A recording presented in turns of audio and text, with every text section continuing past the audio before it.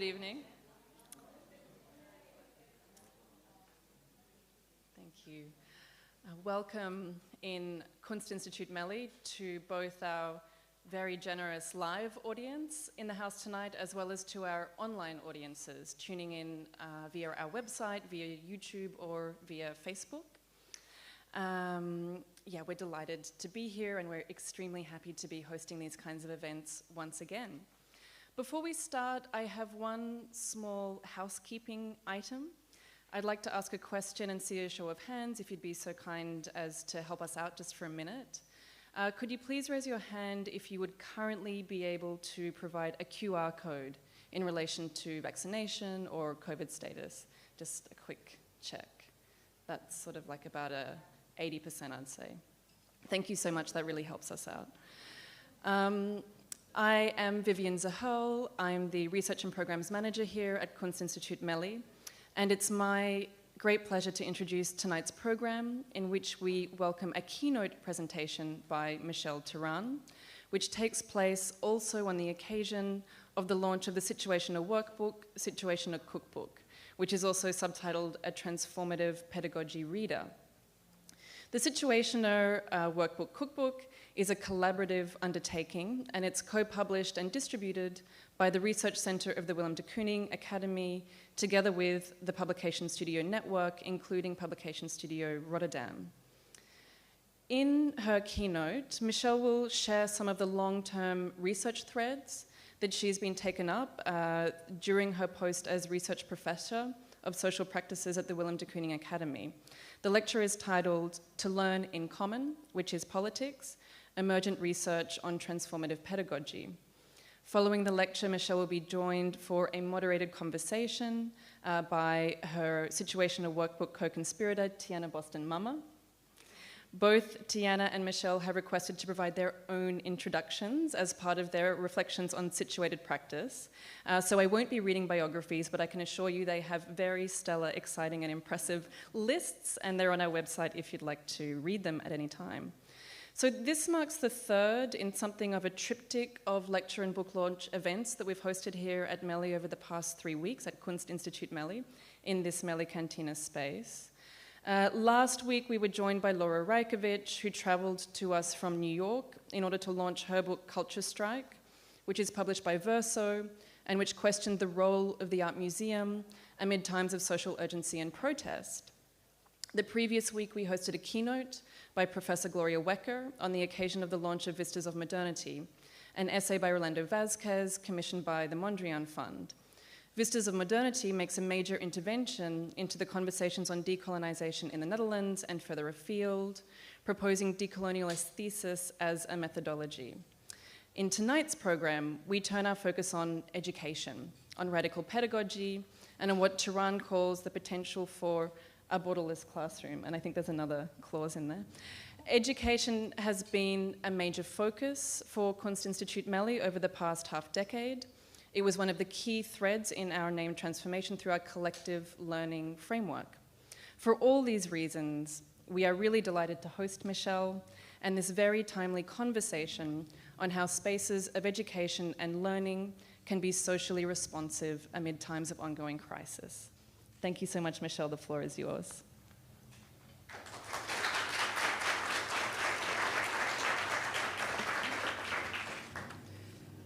So, I'm nervous and blind. Yeah, so thanks to everybody tonight and to Kunstinstitut Melli for giving us the opportunity to celebrate the launch of the publication or Situationer Workbook, Situationer Cookbook, and allowing me to share a few thoughts on transformative pedagogy, which is the topic of this lecture and the topic of this book. The book was conceived in Rotterdam and published by Willem de Kooning Academy, a research center, as was mentioned by Vivian, and Publication Studio Rotterdam. Is distributed by Publication Studio, a publisher of original books through a global network, and is currently joined in a timed and global circulation of a Situationer Workbook, Situationer Cookbook via Publication Studios in Rotterdam, Guelph, Hudson, New York, Vancouver, and Sao Paulo. And so what they did is we sent the file, it was taken up with the publication studios globally. They were printed, their versions, and sent back. And so you'll see like a whole sort of wonderful sort of like potpourri of these beautiful versions of the Situationer that we're coming from all of these different spaces throughout the world. So this distribution and circulation method is itself a pedagogy. And I would like to thank Publication Studio Rotterdam and for their collaboration and dedicated efforts. And I would like to thank hardworking, good-looking for the book's exquisite design, as well as all the writers and editors who have made such valuable contributions to this book. This lecture and launch of the publication Situationer Workbook, Situationer Cookbook connect to emergent research around transformative pedagogy. It comes from the impetus to go back to the drawing board in order to imagine other possible perspectives on learning and education. And I'm going to situate this lecture around various learning spaces. It's going to take place around a building, around a fire escape, different neighborhoods, a community center, a mending shop, a gymnasium, among others. And before I begin my talk, I'd like to make a short introduction of who I am. I'm a Mexican-Canadian artist and researcher. I was formerly educated in Western schools. I grew up in a rural area in Western Canada, in a middle-class household, and spent parts of my childhood in large cities in Mexico, where part of my family lives. I even had a year-long stint attending an art school in Guadalajara in the mid-'80s, and since the 90s, I've lived in different countries in Europe, such as the Czech Republic, Italy, Norway, Germany, and the Netherlands. I'm currently research professor in social practices at VDKA, and I am not Dutch. My interest and connection to tonight's topic comes from my experiences working in and around learning spaces that are practicing transformative pedagogies in Argentina, Spain, and parts of Europe, as well as my experiences working in mainstream higher education. This talk might appear to some wide in scope, or it might appear too limited. It's definitely rife with gaps and blind spots, and I've had to make a few choices because I couldn't include everything that I wanted to say. But I wanted to speak from a position grounded in practice, and many of these examples that I give in this talk draw from personal encounters and experiences. And generally things that I have come across that I find exemplary to this evening's topic. So in this talk, I'm not going to be speaking about some of my own artistic and pedagogical experiments, though they might come in later in the evening or sometime in the future or somehow. And I definitely won't be talking about COVID, even though it's the main theme of the Situationer Cookbook, the second volume of the book.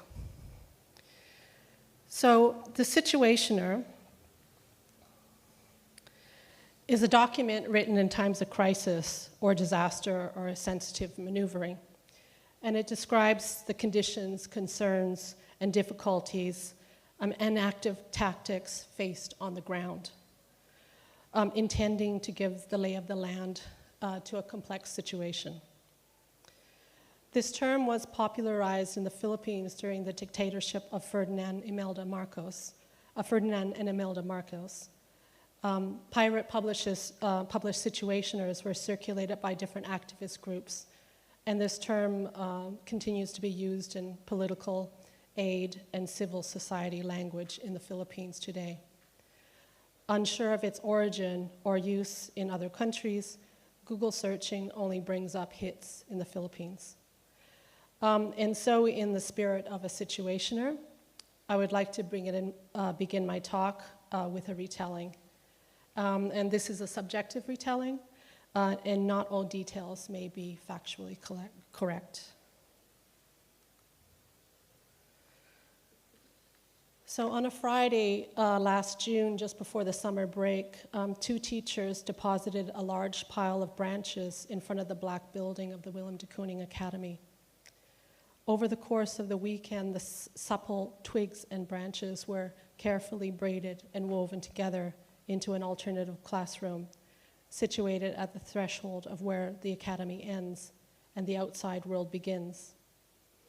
This is the external, that is the external brick wall of the building.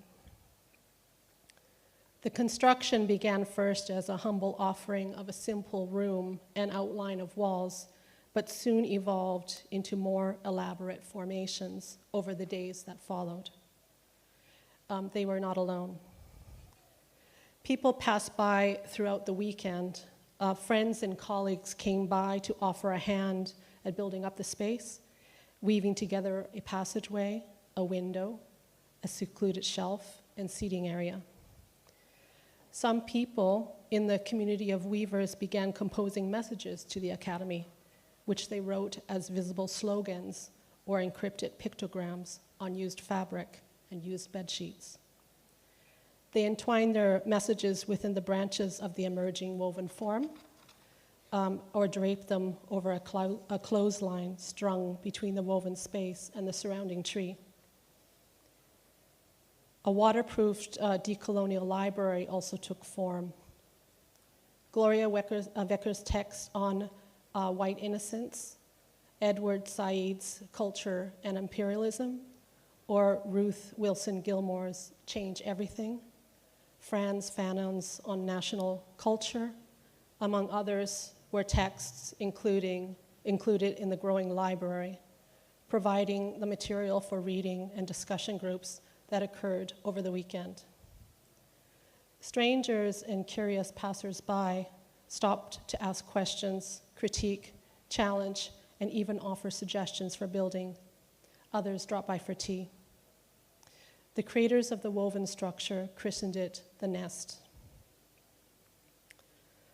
On Monday, after security staff refused to dismantle the nest, even though they were instructed to do so, and instead gently relocated slightly to the right side of the building entrance, the nest remained an active learning space for more than 1 week, for 1 more week.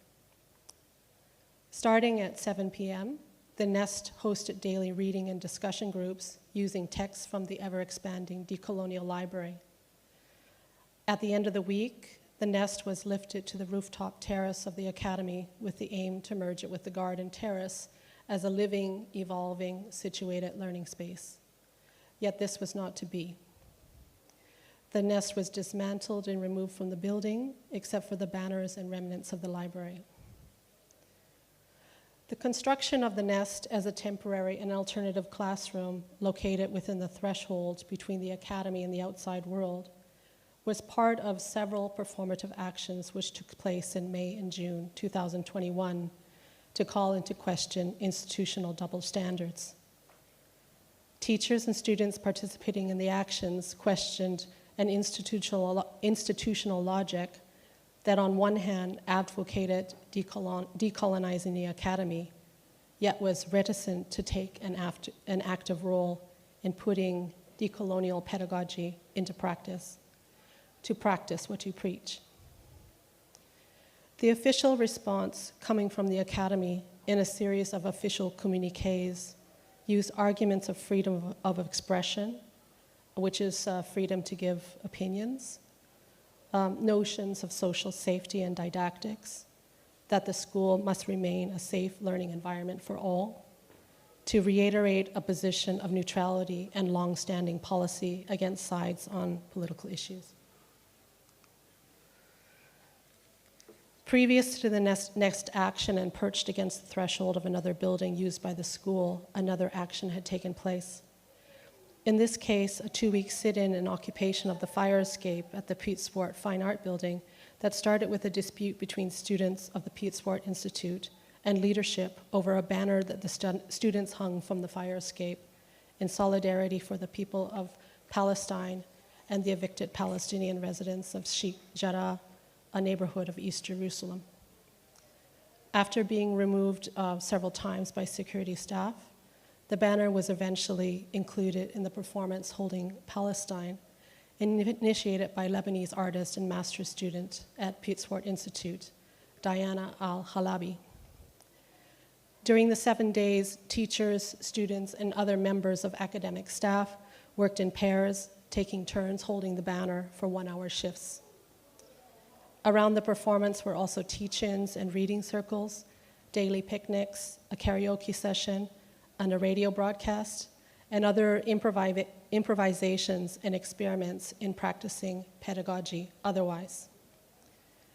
Both the nest enmeshed within the threshold between the entrance to the academy and the occupation of the fire escape used contested sites as sites for learning. Within and around these sites, an ad hoc community of learners enacted a decolonial pedagogy of imagining and experimenting, acting and reflecting, which deepened over time and through the durational experience of staying in the Troubles.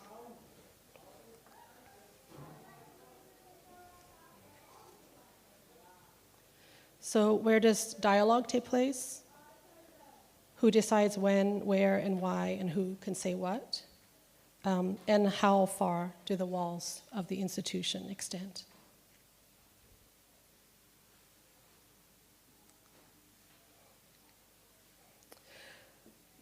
Perched along the edges and margins of the academy, both Nest and Fire Escape operated as sites for catalyzing insurgent acts of resistance.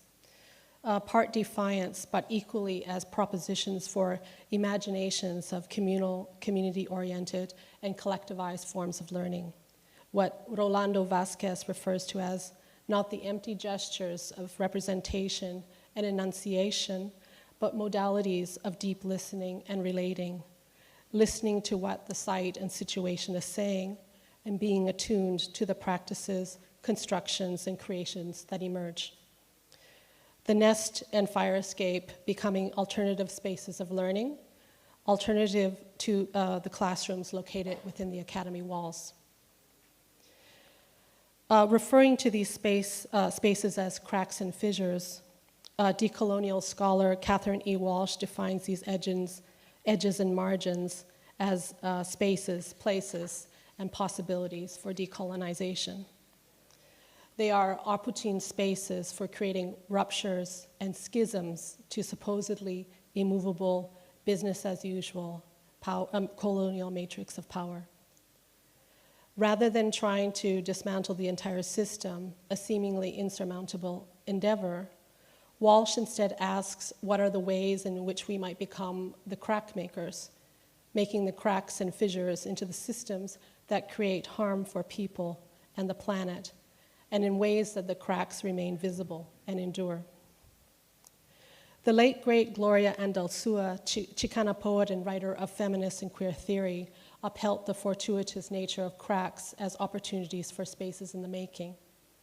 She wrote, Las rajaduras, or the cracks, gives us a neplanta perspective, a view from the cracks, that enables us to reconfigure ourselves as subjects outside the us-them binary, to construct alternative roads, create new typographies and geographies, and look at the world with new eyes, use competing systems of knowledge and rewrite identities. Navigating the cracks is the process of reconstructing life anew. According to Walsh, decolonial pedagogy is a decolonial praxis of making cracks, a praxis of fissure.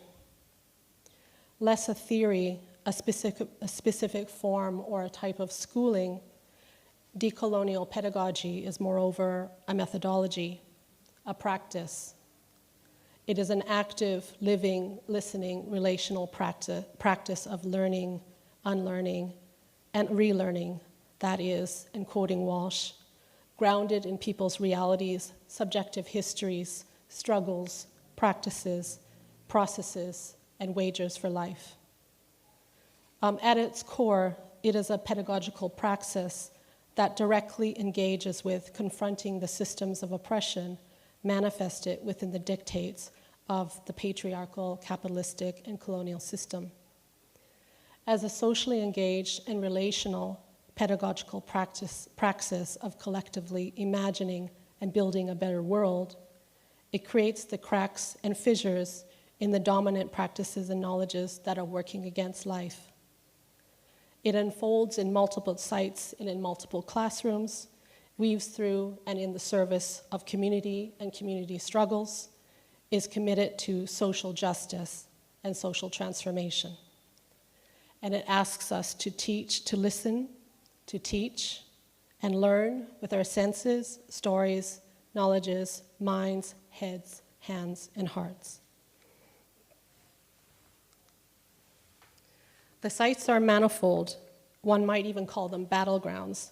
And we might turn briefly to the reflection by Zapatista Subcomandante Galeano when he declares, "The war also comes in the batons and shields of police in evictions, in the Israeli missiles dropped in Palestinian schools, hospitals, and neighborhoods, in media campaigns that precede and later justify invasions, in the patriarchal violence that invades the most intimate corners, in the heterosexual intolerance that stigmatizes difference, in religious fanaticism, in the modern markets of live human flesh and organs, in the chemical invasion of the countryside, in the contents of the press and the media, in organized and disorganized crime, in forced disappearances, in government impositions, and the massed dispossession of progress, and in some, in the destruction of nature and humanity." Decolonial pedagogy as a decolonial praxis, which asks of us to listen and learn collectively and for life, cultivating practices of community and practices of care, places the teacher-learner within and outside of the institutional walls in multiple roles, where the teacher-learner is at one and the same time an artist, a humanitarian, healer, liberator, activist, and social change agent. This action of placing a teacher-learner in concurrent and entwined roles as artist, humanitarian, healer, and activist is a position advocated by Laura E. Rendon, who is a Latina scholar and professor of higher education, whom I've recently come across, and I find her work her writings quite useful. So Rendon proposes a pedagogical praxis that she calls Centipede,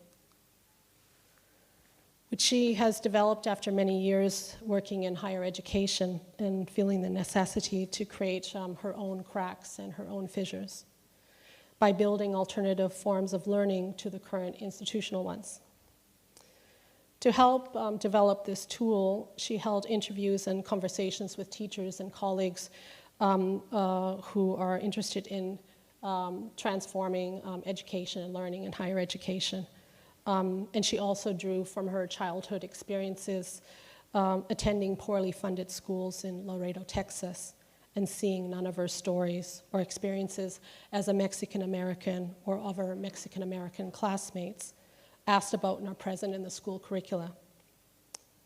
Sentipensante is a term borrowed from Uruguayan journalist and writer Eduardo Galeano's book of Embraces. And it is a combination of two words, that is sentir, to sense or to feel, and pensar, to think.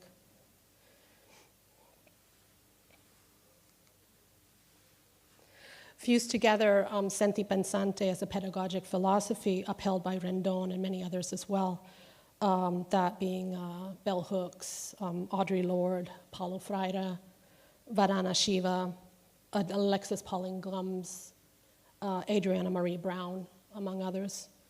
And also, obviously, well, as we will see in the Q&A, I hope, the contributors to the Situationer Workbook, Situationer Cookbook.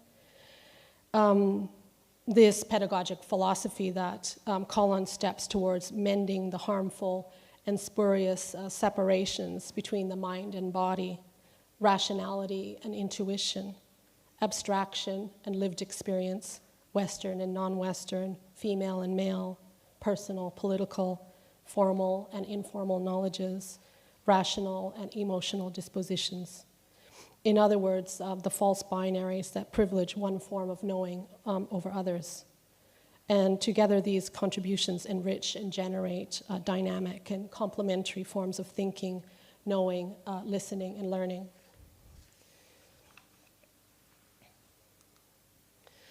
These sentiments are echoed by Amy Suwu in her essay, Mending as Practice, and her contribution to the Situationer Workbook, Situationer Cookbook. And I would like to take a moment to introduce some excerpts from her compassionate and insightful essay. Early in 2019, I spent time with my mother in her clothes reparation and dry cleaning shop in Sydney. I have been back twice in the 13 years since I've been away, and I spent time in her shop not only because of the symbolic significance of mending our relationship in parallel to the garments, but also because I wouldn't have seen much of her otherwise. Long working hours gave us a chance to be together and mend our relationship that had been torn over time. Distance in our shared history and living with the violent and abusive man who was my father and her husband. And just as importantly, I was able to bear witness to her trauma, to listen to her story, and to understand her position as a Chinese alien in white Australia who became estranged from her family in China, all the while struggling to survive in a foreign land. In this way, through the literal gesture of mending clothes against the backdrop of our mending shop, we began to mend our relationship and each other. Since that moment in Sydney, the revealing of domestic, institutional, and colonial ruptures has been part of my ongoing process of recovery. And by doing so, I began to slowly and clumsily stitch the pieces together. Strangely enough, using mending within a pedagogical context also mended me. This text is, in fact, a part of the process. I've been leaning into mending, a useful framework that's helped me to tie together a bunch of different processes that I see as the patching of ruptures of different scales caused by different forms of violence. Some of the processes I've engaged with across my teaching, artistic practice, and personal life are as follows: unlearning institutionalized conditioning, devaluing Eurocentric hierarchies, and locating the eros for my students and me. Also turning the pages to positioning the body as a learning tool, a conversation on sport and queer pedagogies when Gabriella Fontana, in conversation with Natanja van den Heuvel, which I've totally butchered her name, I know, speaks, I was thinking about how sport and physical education, or PE, play an important role in constructing identity and in defining how we learn and reproduce social norms and values. However, these values are not neutral, and they contribute to the production of social hierarchies and forms of exclusion related to gender, sexism, racism, and ableism. These ideologies continue to affect our bodies, our modes of thinking, and our interactions with others throughout our lives, defining our responses to concepts such as binary oppositions, competitiveness, and hypermasculinity. And so in response to how sports systems impact our modes of thinking and social interaction, starting from a young age, I started to experiment and propose with multiform modes of design that question and destabilize this old rigid system. Therefore, in considering the body and sport as important sites of knowledge, multiform became an ongoing research through which I constantly asked myself, how can we design new pedagogies and activities to imagine and foster alternative value systems? And what kind of practices can help us reframe reality, allowing us to imagine, enact, and rehearse new modes of being together? Like Walsh, Amy Suwu, and Gabriella Fontana's inspirational contributions, which are two of many, Rendon defends a pedagogic philosophy that is rooted in social justice.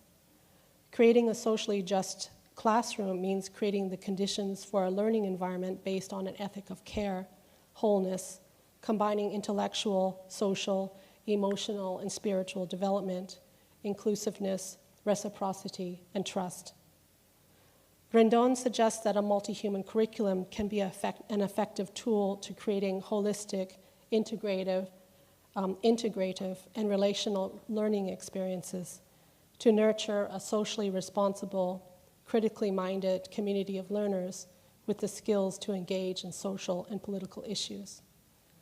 This pedagogic tool that centers on the collective and building of community could begin in a quote-unquote conventional classroom, but might soon transition into a borderless social justice classroom based on a set of convivial tools and agreements. For example, incorporating community service and learning journeys as pedagogical tools to re-unlearn directly from and amongst the knowledges and lived experiences grounded in communities, and communities that can be made up of humans, animals, and inanimate objects, while maintaining an attitude of humbleness and reciprocity and a non-extractive approach to building commons.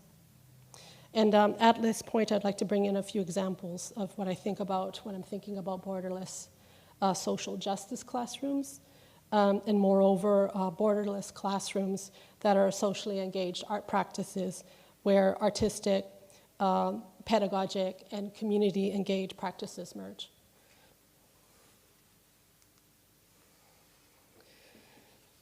Starting in 2016 by artists Shani Peters and Joseph A. Couillet III, the Black School is an experimental art school in the United States teaching Black and POC people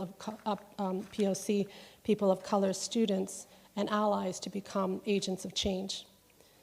Shani Peters is a multidisciplinary artist working with activism histories and community building, whereas Joseph A. Couillet III explores, among other things, the history of Black radical pedagogies through social practice, installation, textile art, and design. Together, they have fused their interests to design a school where the school is itself an artwork. As declared in their mission statement, the Black School aims to promote and extend the legacy of art in Black radical histories by providing innovative education alternatives and based on core principles of Black love, wellness, and self-determination, as well as their commitment to community building. The school uses a workshop model to teach critical thinking and civic engagement, where students, before they start to make anything, are asked the following questions. What do you love about your community? And what would you like to change about your community? Participants in the program are then invited to address a community issue through art, combining art making, skills building, and knowledge of the community. During Black Love Fest, students can share publicly what they've created with the community. And in a one-day festival, there are exhibitions, performances, a book fair, and workshops. Finally, the school offers paid apprenticeships to prepare youth for creative careers by working with real-world clients, while also providing them with the reflective skills and activist tactics to become critically conscious change makers. Water.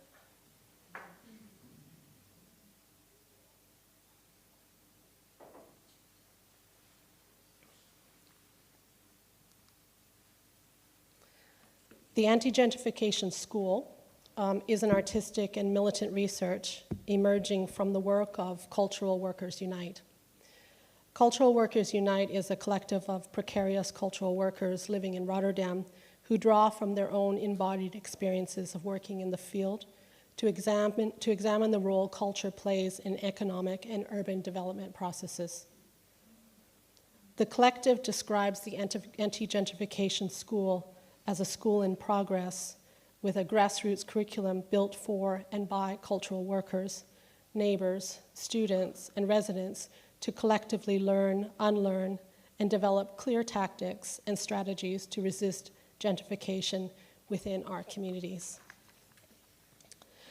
During the inaugural meeting of the Antigentrification School, which took place in Varia, a cultural space located in Charloes, a neighborhood in Rotterdam South, as you all know, and one of the epicenters of gentrification, artists, activists, and other people living in the neighborhood were asked to think about the who, what, and how of the school, and to bring in concerns, questions, stories, and experiences of gentrification.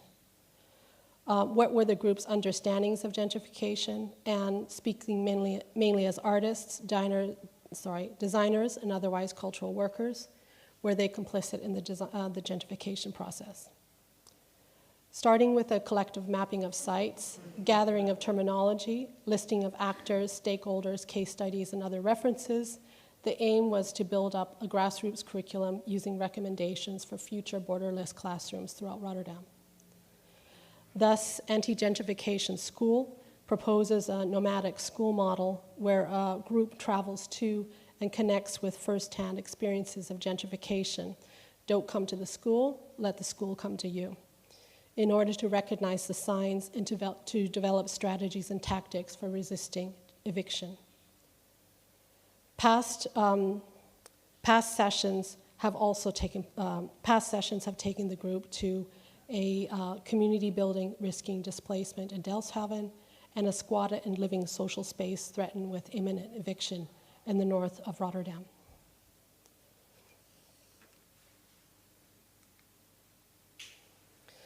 This next slide is from an event on November 25th, 2020, to commemorate the International Day of the Elimination of Violence Against Women and to launch a new learning initiative, the Mediterranean Ecofeminist Decolonial Union for Self-Education, or MEDUS. The women who gathered for the event, coming from regions throughout Central and South America, North and South Africa, parts of Europe, Canada, and the United States, responded to an invitation to bring and read out texts connected to the theme of gender-based violence. They brought to the assembly, which takes place on Zoom because of COVID. Okay, I mentioned COVID once in the talk. Quotes and snippets from essays, theoretical texts, poetries, letters, news articles, and personal writing, which they read out loud sequentially and in numerous languages: Arabic, French, Italian, German, Portuguese, Spanish, and English. I was present during the evening and selected a passage from Gloria Andelsua's a seminal book, Borderlands, La Frontera. And as the hours progressed, the assembly became ever more focused and attuned to giving space for each to gift their words to the collective, moving between the personal and the political, from practice to theory, between facts and statistics to poetry. It was for me a profound, intimate, communal, empathic moment of deep listening, and within the network and from my living room.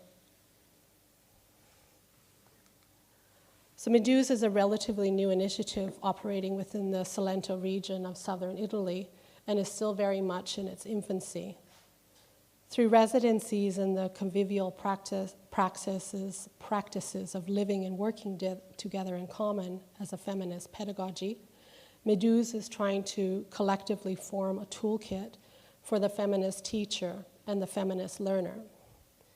As a beginning step, MEDUS held its first residence in Gallipoli, Italy, which brought together local and international guests, included a workshop of political theorist, feminist, and independent curator, and decolonial activist Françoise Vergès. Through the experience of residents living and working together in common, the gathering of artists, curators, filmmakers, militant academics, and activists began the process envisioned by MEDUS to generate working strategies for how a feminist pedagogy and as a politics of care could be enacted and embedded in the spaces they create as cultural workers and educators. MEDUS is connected to another project operating in Salento called Free Home University, but I don't think there's time and space to speak about it. But I'm going to make a jump and then speak that it's part of a large alliance called Ecoversities, which is a global alliance of learners and communities reclaiming diverse knowledges, relationships, and imaginations to design new approaches to higher education. Ecoversities is a translocal alliance of 260 member organizations from 47 countries in Latin America, the Pacific, India, Europe, Africa, North America, Asia, and the Arab world, comprising over 50 languages, and many of them indigenous. Blackfoot, Quiche, Nahuatl, Maya, Mixtec, Zapotec, Hawaiian, Inuits, among others. Heterogeneous in its composition, the alliance stems from a collective disenchantment and critique of broken, modern, colonial, neoliberal school systems, and to reclaim and re-envision local knowledge systems and learning processes that shifts away from the one and the universal to the many and the plural. Member organizations encompass eco-villages and eco-neighborhoods, indigenous, Black, feminist, environmental movements, workers' cooperatives, youth centers, accredited universities, and universities built from scratch, civic organizations, and other autonomous learning spaces. And this ethos around reclaiming diverse knowledges and designing new approaches to higher education resonates in the work carried out by Pedagogue, a global network of academics and academic activists and learning practitioners coming from around the world that, and I quote, practice diverse pedagogical approaches that critique and challenge the mainstream educational systems, put the community and the earth at the center of human activity for the common good. They cultivate new practices to regenerate ecological, social, cultural ecosystems and genres of living, thriving, and commit to learning from within and beyond diversity. These practices challenge us to rethink the ethics of our own learning and learning spaces in mainstream education, and by its nature, presumed neutrality and avoidance to taking on a political position or stance. And one might find it useful to have a look at how Pedagogue positions the ethics of their own teaching and learning spaces when they write. Pedagogue believes that education is inherently political and also sociocultural. The school curricula and all activities in them socialize learners to a particular type of worker, community member, consumer, global citizen, human being, and inhabitant of the natural world. The classroom either reproduces or contests various ideologies and a worldview that might lead to students' emancipation or subjugation. So education is most definitely political and most definitely not neutral. So I'm going to do this rather annoying thing of putting up this really complex diagram at the end that probably nobody can see in the back. This diagram really articulates what the network feels are the shifts in values, practices, systems, and infrastructures needed to shift the paradigm in the ways that we learn and live otherwise. The black areas, yes, released from the thing.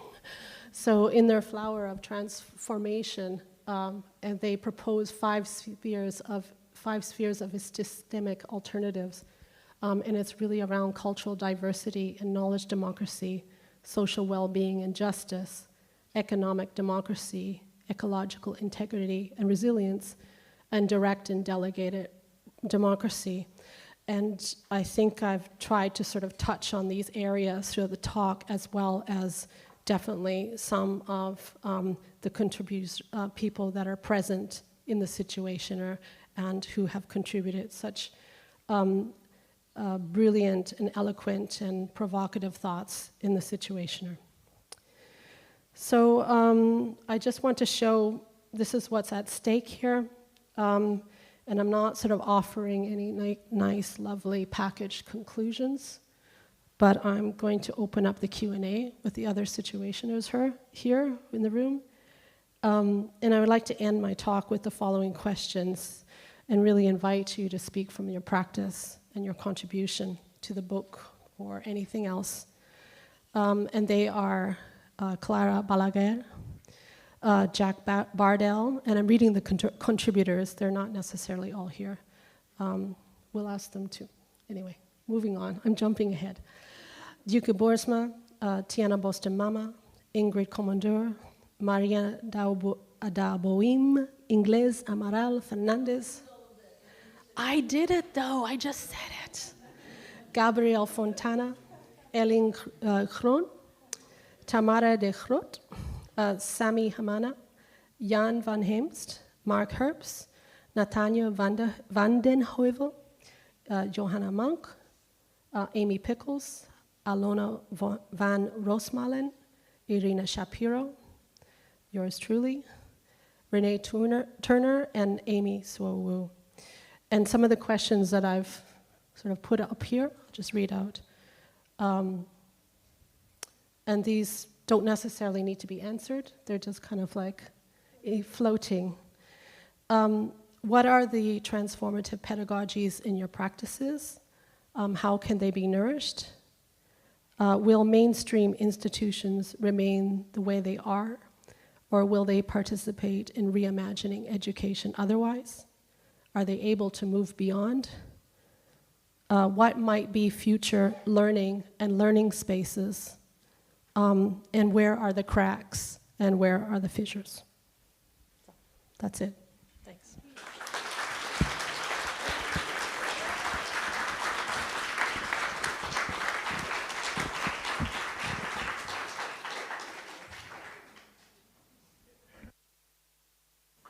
Oh yeah, we're moving. Thank you, Michelle, for that. I would say very insightful, very rich, wide-ranging, critical note on where we are at the moment and our relationship to locations, positionalities within a loosely, very loosely framed educational setting, because as we've just heard, it's not all in institutions, people.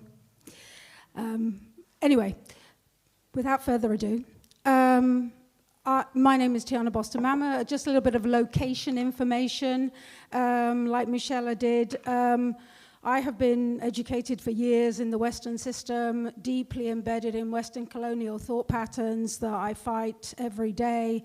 First 10 years lived in Freetown, Sierra Leone. So bit of a culture shock when I went to England when I was 10. Have been working at the Willem de Kooning for 6 years. Have been living in the Netherlands for more than 20. And will, well, first of all, my job is to get the conversation going, so I need to shut up, that's for sure. Without further ado, what me and Michelle would really like to do, but you know, it could be a little bit embarrassing, is if all the contributors can stand up so we can see who they are. Who are they? Where are they hiding in the room?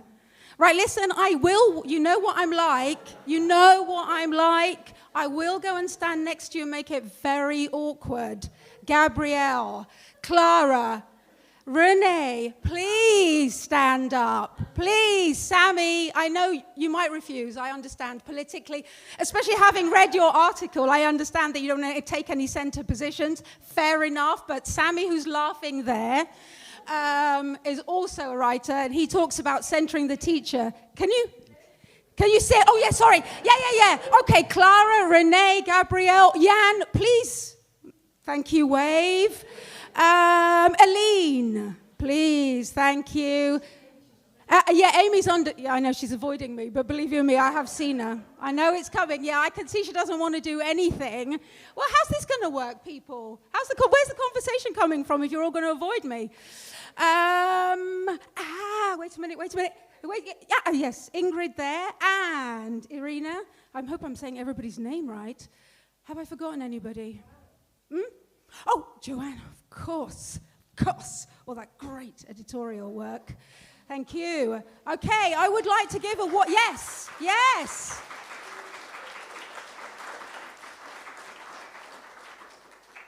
So actually, it's a joyous moment. I know it kind of doesn't sound that way in some of the things that we've been talking about because there's a lot to do.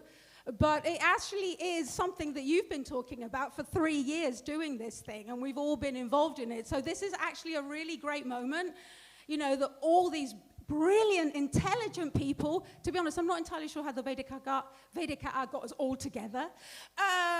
All these brilliant, intelligent people writing really fantastic stuff about, you know, our own issues and the fight that we're fighting and the rage against the machine that we're involved in. So, well done, everybody, is all I want to say. Okay. Oh, yeah. Sorry. Yeah. Okay. So, who has some questions for Michelle? Who dares? It's always tricky, this moment. I know, it's always a bit anxious, isn't it, when the view moves to you and not this way. I was wondering if we could invite people that have stood up or waved, if they could talk about what they have contributed to the book. I want them to do that as well, but first of all, I just wonder, because you mentioned a lot of things in your, you know, presentation, and I just wonder if there's anything anybody wants to ask before I turn the spotlight to the writers. This is the moment. Great. Thank you. Could you just say who you are and what your question is? Oh, shit. Good.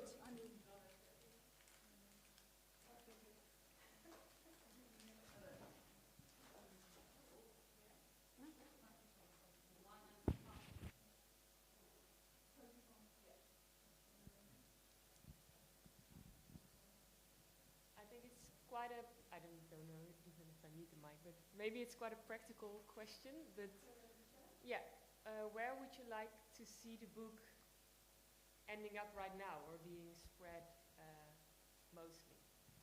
Yeah, I mean, it's been around, well, definitely over 200 copies.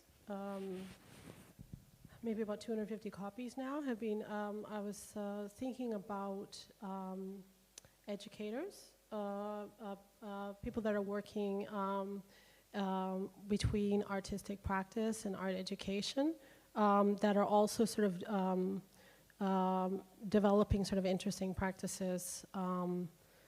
I guess sort of like a critique or sort of like thinking about sort of transformations in mainstream education. So I was collecting, possible sort of like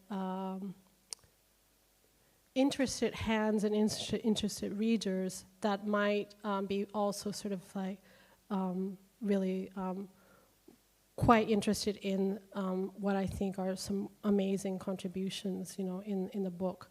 So I think that there, I mean, as I was outlining, there are like I think a substantial network, and I think a growing network of people, practitioners that are working between sort of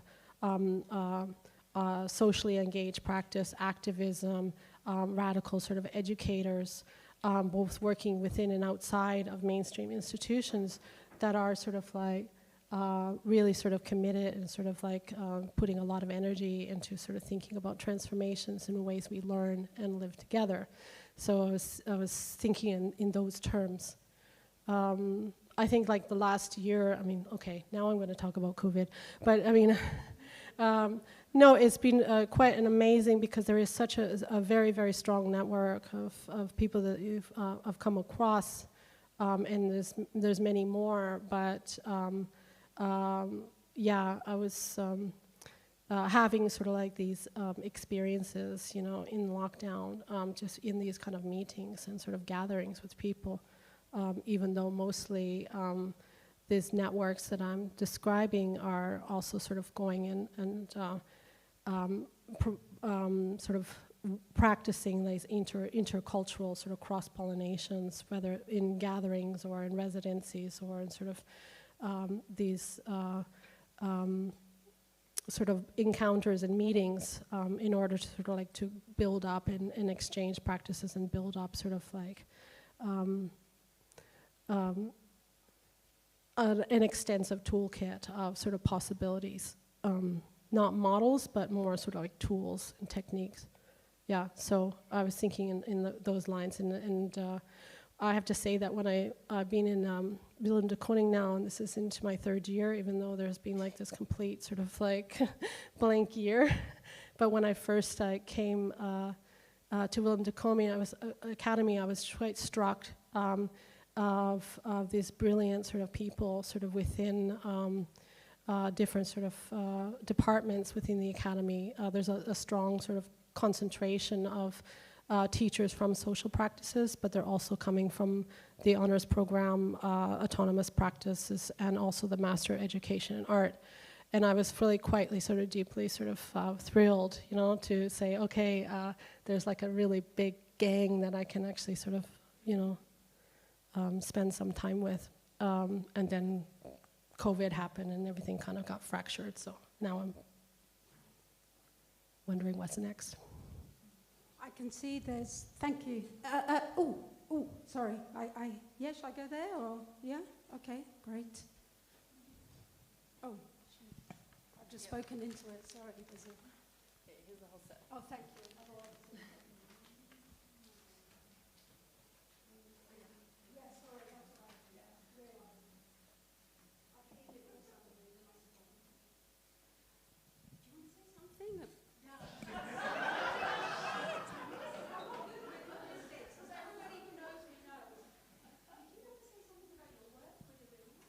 No, actually, I had a very simple question, actually, maybe also to open up the conversation in the room. One of the first questions is, what are the transformative pedagogies in your practices? And I wonder if everybody in the room knows kind of the background of the terminology of transformative pedagogy and how it differs from critical pedagogy. And I think it's very interesting maybe to unpack that a little bit to begin with.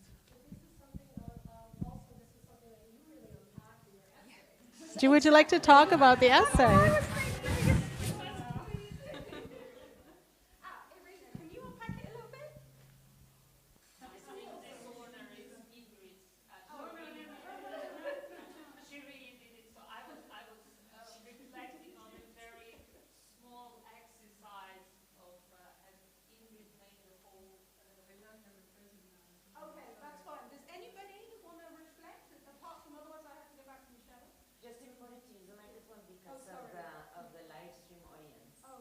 Sorry. God, that's bad. Is there anybody that wants to have a go at that? Otherwise, I'm coming back to you. Going, gone. Well, I mean, I think I touched on some of these kind of like areas of like transformative alternatives. I would really, I mean, you can grab the book and sort of go through and read a passage, you know, because you really have broken that down. But I think that if you go if you go into this kind of flower of transformation by pedagogue, and looking at these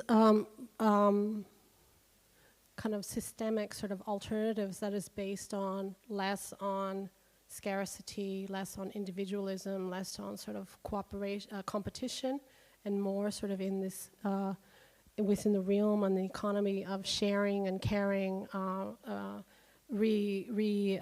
evaluating what is sort of like prosperity and what is wealth, as well as sort of like advocating for a diversity of practices and also knowledge democracy, meaning that it's not sort of one knowledge that dominates over another, but a multiplicity of knowledges that are, as they state, not the one and not the homogeneous and the one, but the multiple, the plural and the many. Also sort of based on sort of the governance of the commons, like Ecoversities Alliance has like these 5 sort of guiding principles that have sort of emerged from all of these different practices within the Alliance. And so it's something that, okay, what is happening in all of these different sort of localized sort of forms of learning, whether it's happening within an accredited institution, but mostly not, sort of focusing, really sort of focusing on autonomous learning spaces. And then you can you start to sort of base it on notions of the gift based on sort of reciprocity and trust, intercultural dialogue, decolonized practices, the cargo system of economy, that you always give something back, you know? So it's also based on sort of like this area of reciprocity, community, and collectivized sort of ways of practicing forms of learning. So, and also I think what when I'm speaking about sort of like this schism of these sort of binaries between sort of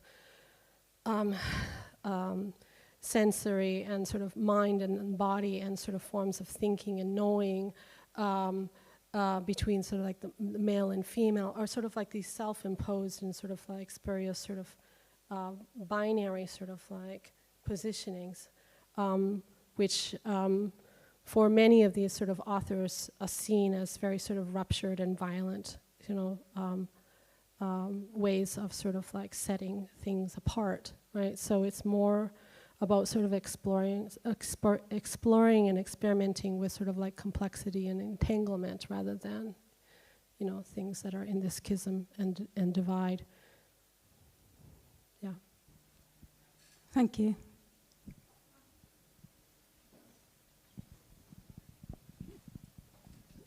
I will hold it far enough away. Hi. Could you, any of the participants as well, say a little bit about the experience of sharing these practices with your students and how the students are responding, reacting, entertaining the shift in values that are being proposed? Because within the structure of an academy, those conversations take place in a particularly formatted way, teacher-student relationships and so on and so forth. So I just wondered if there are any students who are here who have been working with you pedagogically would like to say something.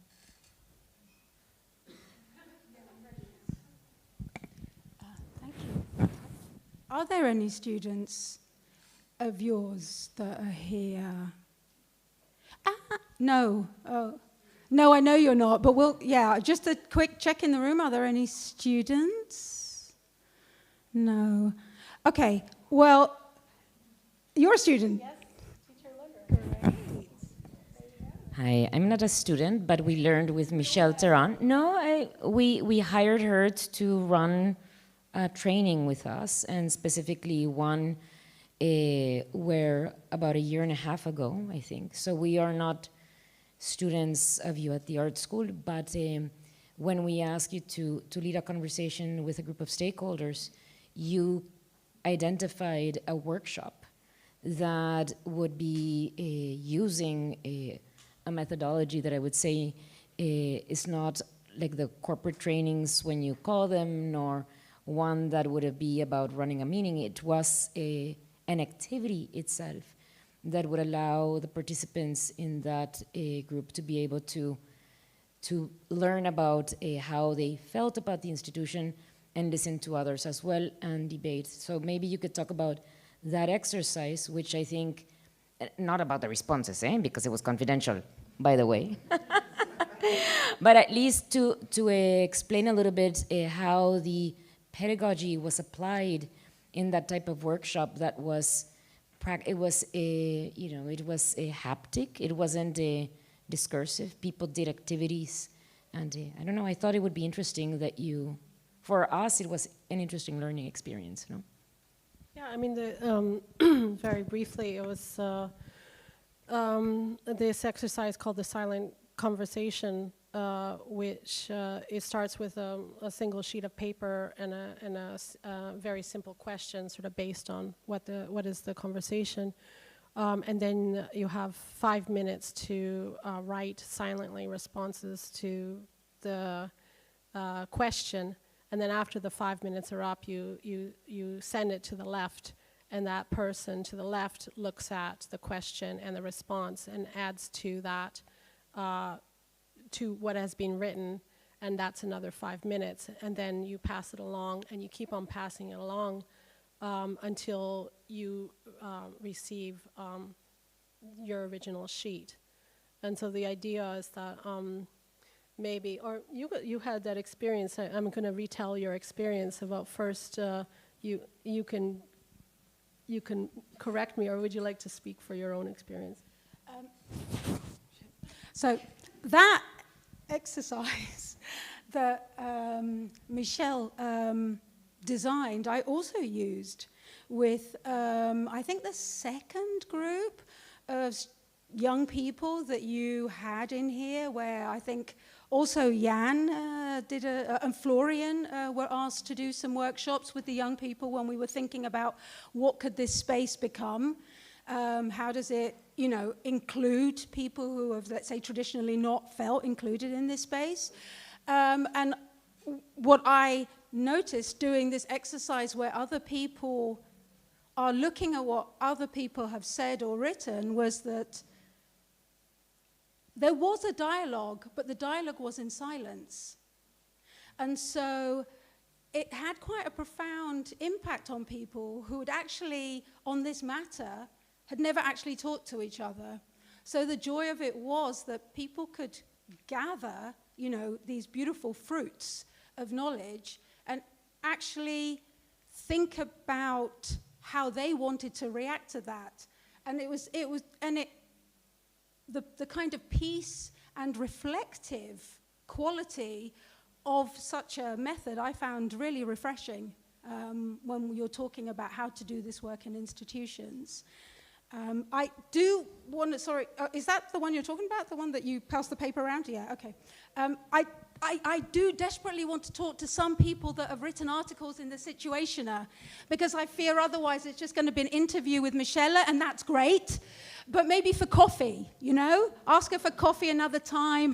Because I've already talked a lot, exactly. So I would like to hear what else is in the book. I just want to... Yeah, it works. Yeah, yes. Like this. I cannot put it closer. Yeah, okay. So I just wanted to follow up on what you were saying about the silence, and because it's it talks to what me and Ingrid were writing in our piece. We were analyzing kind of a seminar that. Contemporary issues in art and design education, and the issue is actually the idea of how we can bring this post-human, new materialist subjects in the classroom, in this, white, very settled, clean classroom, sterile. So how can we, if it's all about entanglement, how we can talk about it in a space that is the most isolated for thinking, for the mind outside the body.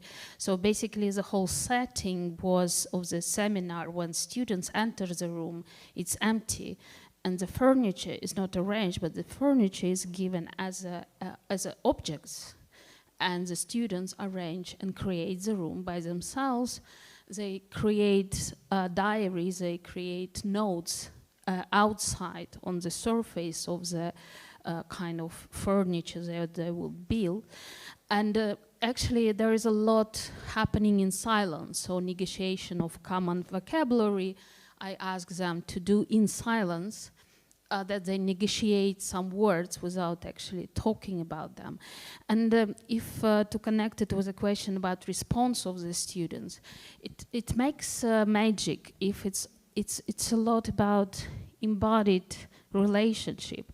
And me as being in a position of a tutor in that situation, I'm becoming part of this conversation, and I'm becoming part of the dialogue of sort of knowledge making at the moment with them as one body in a way. And this is really, sorry for this maybe naive, the word magic, but it is because you cannot put in words what is happening, but there is a moment of melting is happening through bodies and through spaces and through silences.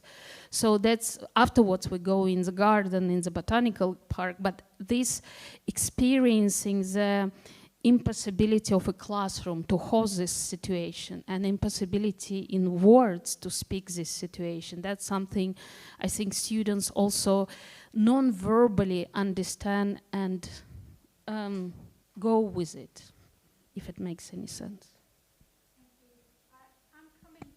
Oh, great. I was going to go via Sammy because of the silence thing.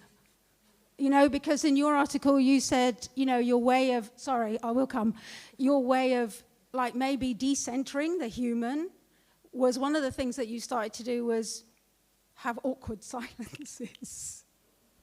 So it was linked. So do you want to say something about that? You don't have to, but I just think it's interesting the different ways you're trying to decenter the role of, yeah, okay. Thank you. Just for some context, the piece kind of like works around this idea that's referred to as correlationism, which is a term coined by Fontana in his book After Finitude. And correlationism is this idea of an understanding of existence, an understanding of ontology that always has to relate every kind of experience to a human that has this sensorial kind of way of processing what's happening. The piece that I wrote is extremely paradoxical. It's really kind of, yeah, it's strange because like it talks about like how to do pedagogy where the human is not at the center while talking with humans about it. So it is a bit of a strange piece, but I mean like the work also does kind of like takes this approach of recording conversations as a way of writing. So it's not really this kind of like formal process of, you know, like intro, mid-piece, conclusion, but random conversations with colleagues, with collaborators that have been recorded and presented as a way of doing theory. So it does have these kind of like more implicit propositions in there, but the work is really kind of inconclusive truly. Like there's no way of doing it, so it's highly paradoxical. And in that sense, the awkward silence is coming to play.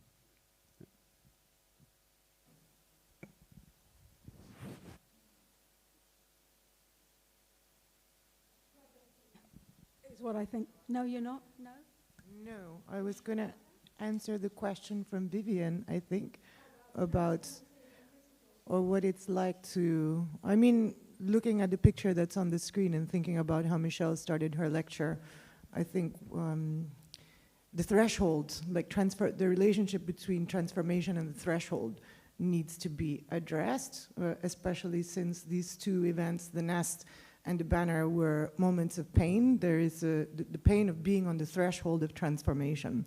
What it feels like to teach or to learn alongside, at least for me, has been an experience of extreme pain. Pain, so many different kinds of pain, and I think what brought us all together in a way in the department, at least the 3 years that I've been there, is pain. And yeah, rather than this being this sort of moment of patting each other on the back and making it like a feel-good moment, I think it must be acknowledged that to be on the threshold of transformation is to be a channeler of pain. So it's painful to teach these things.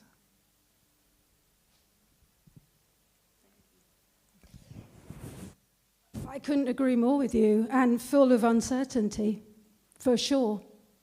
A very naked way to teach. I absolutely, for those of you that know how we teach, will understand that that's a very painful process because you don't have the filters, and we're doing it in situ. There's no script, and dealing with all the emotions and barriers. So yeah, absolutely. Thank you. I did want to go to Gabrielle to talk about how you deal with that in the body, because you have a way of dealing with, let's say, exclusion, othering, how students and even staff would feel perhaps not part of something. Maybe you could say something about the work you do with the body. Yeah? Thank you. So I've been conducting a research with Natanja van den Heuvel, who is a philosopher and unfortunately could not make it tonight. And we have been conducting a research together, firstly starting with primary and secondary schools. So yeah, we didn't start it yet like directly with higher education, but it's also interesting how this practice I've been like traveling also through like different ages and different bodies.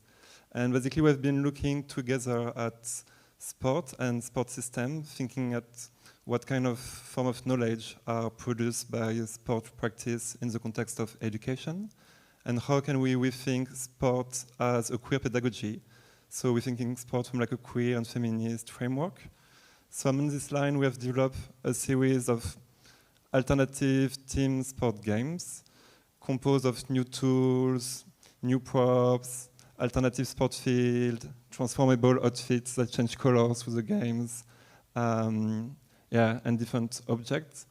And basically, these elements put together function as tools for dis and reorientations that provide the players with an embodied understanding of different power structures.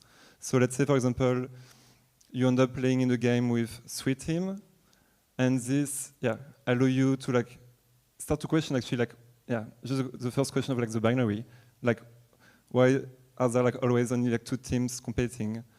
And we use a lot this idea of how can we use these orientations or creating a kind of confusion in the games to make basically the children and later on the students reflect on how we usually orienting ourselves in this kind of like group setting. And so we have been working directly with PE teachers here in Rotterdam. And Natanja, with the philosopher, was there also more to see how we could combine together these actions and reflections, and facilitating different group discussions where we use the vocabulary of sport, almost more as like a metaphor at the end to deconstruct different social structure. So for example, talking of what does define a sport team and making like an analogy with how do we define a social group, or talking about sport uniform to talk about identity, or talking about what are the rules of the games that we are constantly playing to talk about social norms, and so on. And then we had the chance to bring this in our classes together, which was also like quite frictional, actually. The first year, because we started the kickoff of our course, I think it was 2 years ago. Also like in September with renting a gym in the south of Rotterdam for like 2 days, like a sports center that we wanted to occupy with art students.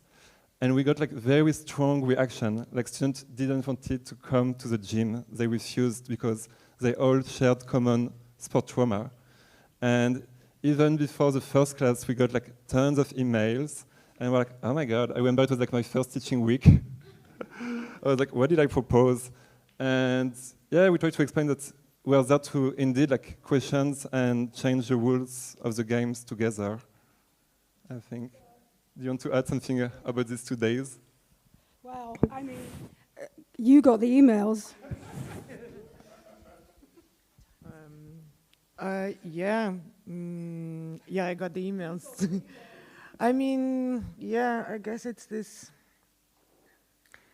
Again, I keep going back to this like notion of the threshold, like, and when you're trying to do something different, when you're at the entrance or something, or at the exit because you're not being let in, it becomes a place of resistance. It is the threshold is a place without protection, which is made worse because it is next to the structure that offers protection, and you're seeing it from the outside, and you know the structure doesn't like you. But to be in these places, in these external classrooms, you, Teana, always say that you don't want to teach inside the building. So this, in a way, I mean, this room also is a bit of a threshold for us, though it is inside another institution. I think this, I don't know, how do you deal with pain inside the institutional body, I guess, to throw, maybe to you. Like, how do you ask Gabriel that question? So how do you deal with it? Back at you.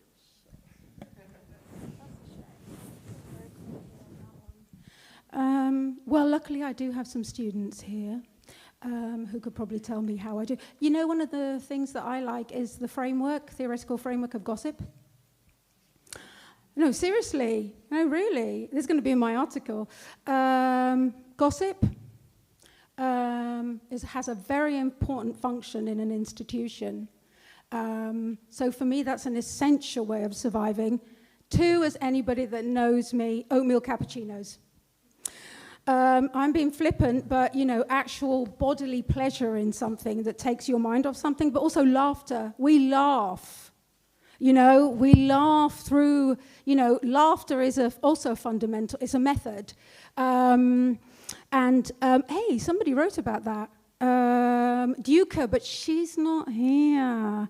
In Duca's article, she wrote about the power of laughter and also boogie-woogie and dancing, and how we should be different. We should use spaces differently to try and release who we are as opposed to shut up who we are. So actually releasing who we are as a way to find ourselves as opposed to pulling everything in to thinking that is the way to go. So I think resistance, gossip, tactile and laughter and moving of the body, and also being a bit, you know, being a bit naughty. Being a bit naughty. I like to be naughty. Great, Yin Yin likes to be naughty. Oh, no?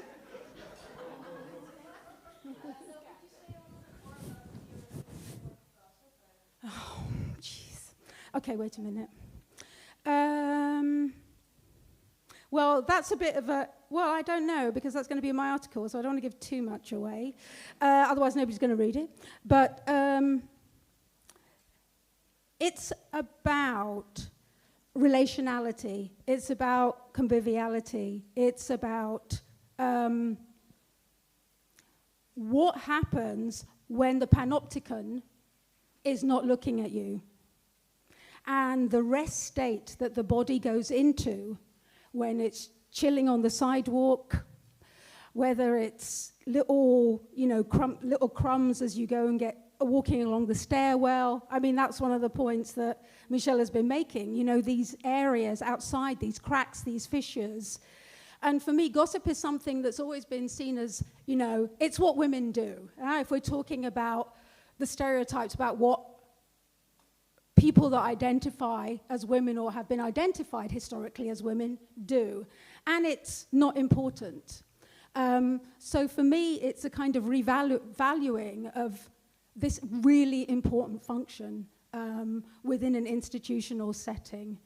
And that's what I'm going to say at the moment. Okay, Yin. Right. Somebody else. Who else hasn't spoken? Jan. Jan. Oh, Jan. Jan. Yours is a slightly more, let's say, wider reach in your article. The context, whoa, going back quite somewhat space in your article, quite some way back, and looking at the patronymy, I can't even say it. So would you like to say, also from your position, because you've now got an interesting position because you are now outside of the Institute, but when you wrote that and you're writing about these contested identities within the Institute and how it deals with it, maybe you could say to some people here, what, I just need to walk back and get the thing though, I'm very sorry. Yeah, let me get this, quick.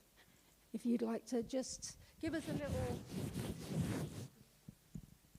and how you look at that, these contested identities within institutions that we're dealing with. To be honest, at the start of my I aimed at being quite simple, because I was wondering what my own experience would be in a back view at my own presence at the Institute. So right from the start, I was wondering what my presence did to other presences as well. And one of the things I had to acknowledge by then was that at first, looking back, there were these moments in my teaching work that I really wondered on seeing, on speaking students, how could you have entered this institute?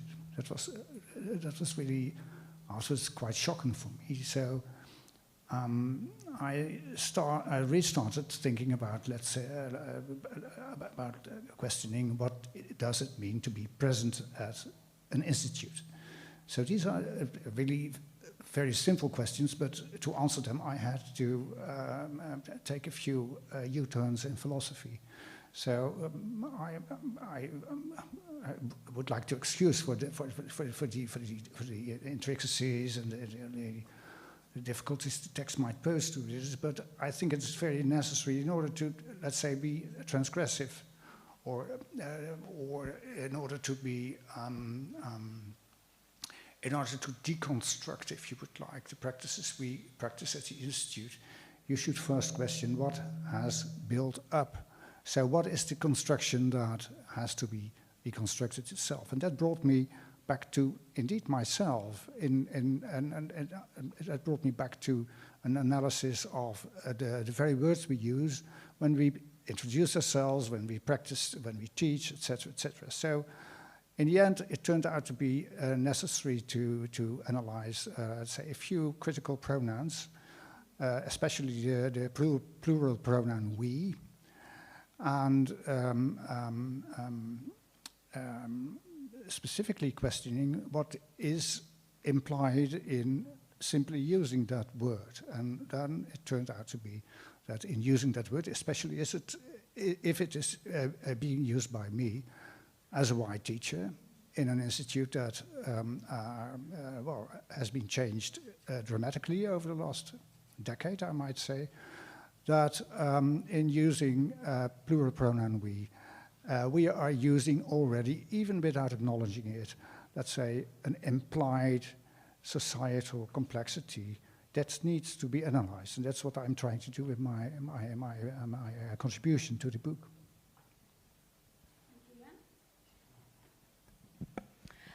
Are there any questions for anybody that said anything so far before I move on to fermentation and tending to? One of the articles talks about fermentation and tending to, and suggests that the joy of tending to is not present in many higher educational institutions. So maybe you could say something about how you do that at work. How do you tend to and ferment? I think, so I wrote actually a letter to Michelle that I think in some ways was also about the moment that we were in, which was when we were working on this publication, that we were in the middle of the lockdown. Some of us were gathered together to write an emergency curriculum for people who were stranded abroad, who could neither go to their universities, nor they couldn't return home either. And so time was short. The Academy was definitely demanding in that moment of lockdown.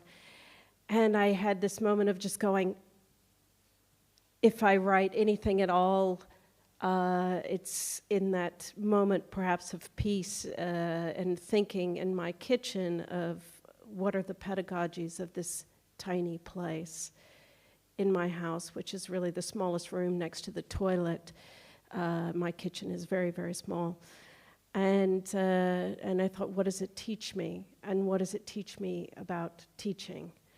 So I just sort of explored that with a letter to Michelle, first apologizing because I was extremely late on the deadline. And I thought there's something, I think all of us, how many emails are prefaced with, I'm so sorry I didn't answer. I've actually thought of making it a default on my email, just like, I'm so sorry, and I'm always sorry. And I just moved through what was happening in my kitchen, the way my body makes cornbread. I come from Texas, and my grandmother has taught me that. My grandmother must have been taught by her mother, who was 13 and married off to a 33-year-old man. and was considered lucky to have been married off to that man who was a judge and of means. But when I'm making that cornbread, also, what other ghosts are coming into the kitchen? And so I was really thinking about how I share a kitchen with the history of slavery. I mean, I am eating cornbread because people have been enslaved. So what if I did a hyper reading of that situation and said, what's really happening here? How many people are in this tiny room with me? And how might that approach come into the classroom of tending to others, of tending to the very spaces that we're in and the histories that are summoned? So this is, what motivated my text, starting from a very personal space and analyzing it from there. I think also going back to your how we deal with pain, maybe tending to, caring for, maybe caring for students, caring for colleagues. This is also a way of how we deal with, struggling to do what we do. I mean, all of us in institutes, wherever, this is not a good time for institutes, let's face that. There's a lot of criticism about institutes, historically white institutes, and what that means, anno now, and what it's meant anno 000 on that. But now the kind of bills coming in, the reckoning is here, and, we are trying to, find ways of tending to people who have been bruised by this, and also, in the words of my colleague, not to look back, but, sometimes we have to look back, don't we?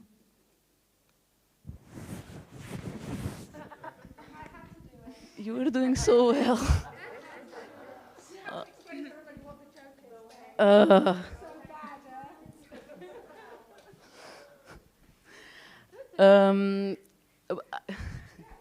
So my contribution to the book is not it's not about my teaching practice or my research, previous, present, or future, but it was about a conference that took place at the Willem de Kooning in March 2019. And the conference was called There Is No Going Back. Someone told me I needed a flashy title, so yeah. That conference was meant to address, in a way, how it is simply not possible to continue having, a white supremacist, heterosexist curriculum, especially in the hangover of the Rhodes Must Fall movement, all the occupies that had happened, and so on and so forth. And basically, so this conference happened because I had a conversation with someone that I'm not gonna out right now during the graduation show in 2018. And there was some expression on the frustration of how discrepant the staff was in terms of background and, personal preferences. So I had a very naive idea, and I bullshitted my way around very well. I thought, if I manage to get really famous people here, like people who really know, like, you cannot say no because, they've wrote tons of books about it. Like, they are the ones who know best. Like, if you get these people here, and all my colleagues hear them speaking about how, like mainstream education affects the student's self-development, maybe people will actually make an effort. So this was a conference that I hoped that it was going to be for staff. Fortunately, students came as well. So yeah, I asked for a little bit of money and tried to ask a favor to someone who owes me nothing. But I bumped a few times into Jack Halberstam, first thanks to René. And I wrote him an email, hey, saying like, yo, what's up? Like, would you like, I don't know, do something, maybe online, we don't have money. And he was very generous and said, hey, I'm gonna be in Europe in that month. I can pay my trip to go there. So we had Jack Halberstam coming in, Professor Aminata Cairo, and Dr. Shruti Bala. And yeah, and most of the people attending to the conference are in this room. So the success was not as great as expected, but it was great. Is that okay? Seriously. I wonder how we're measuring success. But on the topic of white supremacy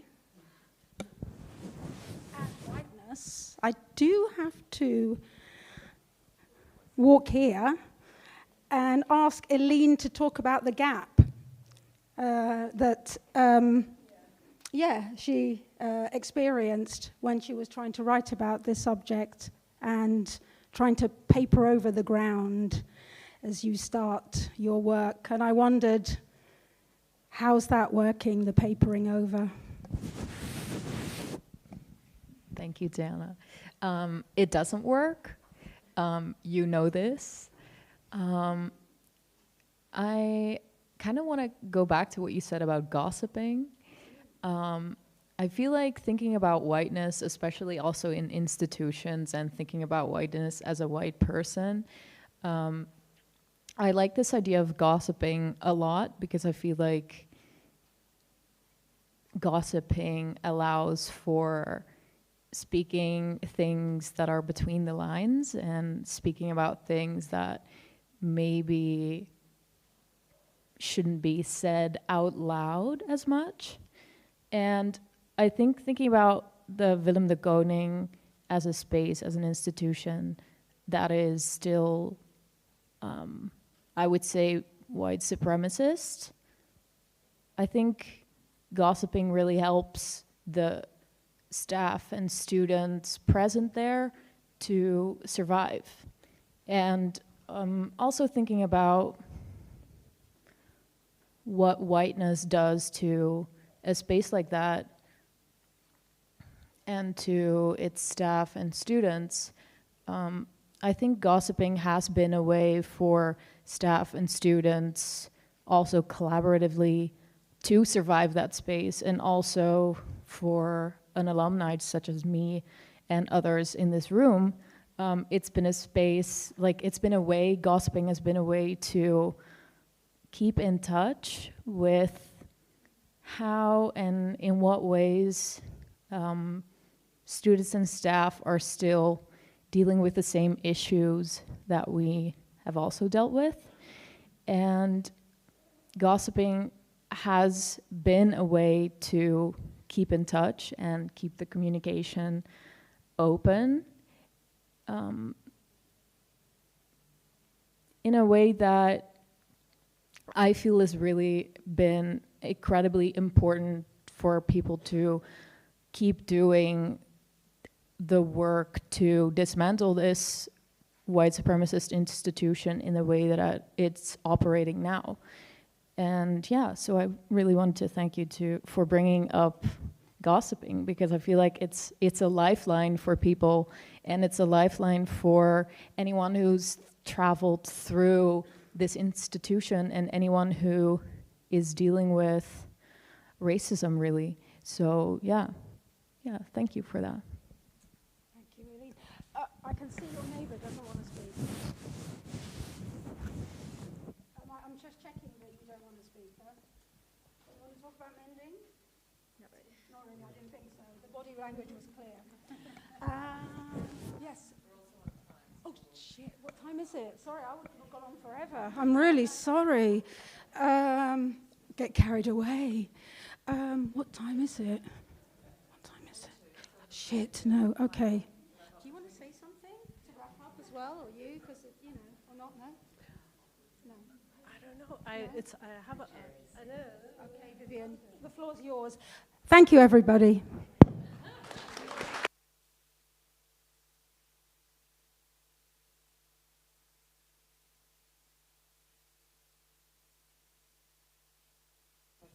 to talk over here.